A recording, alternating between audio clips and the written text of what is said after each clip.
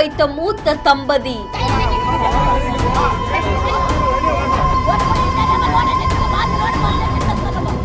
முதல்ல அந்த வேலையை நிறுத்த சொல்லுங்க, நீங்க போய் அங்க பாருங்கன்னு தொடர்ந்து போலீசாரிடம் வாக்குவாதம்.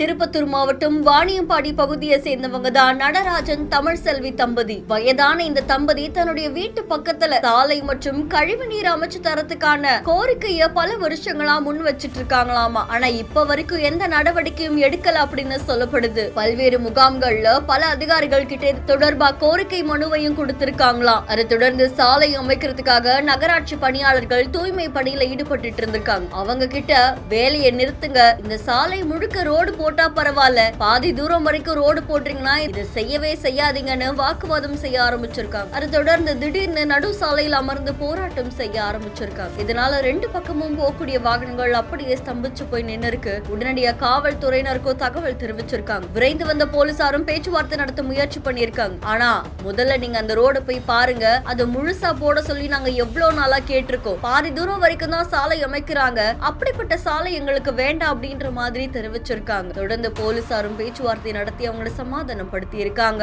தம்பதி மேல போலீசார் போக்குவரத்துக்கு இடையூறா இருந்தாங்க அப்படின்னு சொல்லி வழக்கு பதிவு செய்திருக்காங்க. இந்த காட்சிகள் சமூக வலைதளங்கள்ல பரபரப்பை ஏற்படுத்தி இருக்கு. செய்தி பத்தி உங்களுடைய கருத்துக்களை கமெண்ட்ல சொல்லுங்க. மேலும் செய்திகளை உடனுக்குடன் தெரிந்து கொள்ள பிஹைண்ட் நியூஸ் வாட்ஸ்அப் சேனலுடன் இணைந்திருங்கள். இந்த வீடியோவை வழங்கியோர் Medway hospitals, GT holidays, Aaliya cotton dhotis and shirt.